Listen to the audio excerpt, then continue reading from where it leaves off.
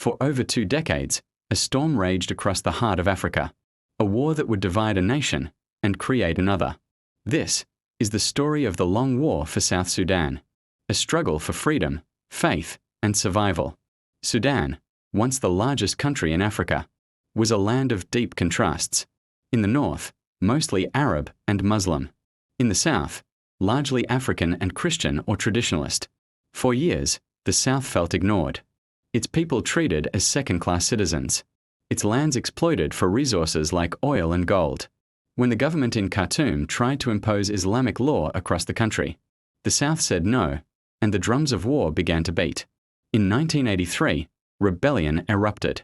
The Sudan People's Liberation Army, SPLA, led by John Garang, rose up against the northern government. They fought not just for separation, but for equality, justice, and the right to exist. Villages burned. Children were taken from their homes. Entire generations grew up in refugee camps or in the bush. It became one of Africa's longest and deadliest wars, claiming over 2 million lives. But even through blood and loss, the South did not surrender. For years, the world looked away. But stories of famine, displacement, and suffering began to emerge, especially of the lost boys of Sudan. Thousands of orphan children who walked hundreds of miles to escape death. Their courage captured hearts around the world. By the early 2000s, global pressure mounted. Peace talks began between the SPLA and Khartoum. After 22 years of war, both sides finally agreed. Enough blood had been spilled. In 2005, the Comprehensive Peace Agreement was signed. It granted autonomy to the South and gave the people the right to choose their destiny.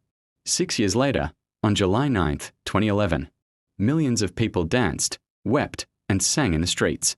After half a century of struggle, South Sudan was born, Africa's newest nation. For many, it was the fulfillment of a dream paid for in blood, faith, and hope. But freedom is only the first step. Since independence, South Sudan has faced its own internal conflicts, tribal tensions, poverty, and political struggles. Yet the people remain unbroken. They have seen war. They have endured hunger. But they have also tasted freedom. And they refuse to let it go. This is the story of the long war for South Sudan. A story that proves even the darkest night can give birth to a new dawn. Subscribe to African Chronicles, where the heart of Africa beats through history.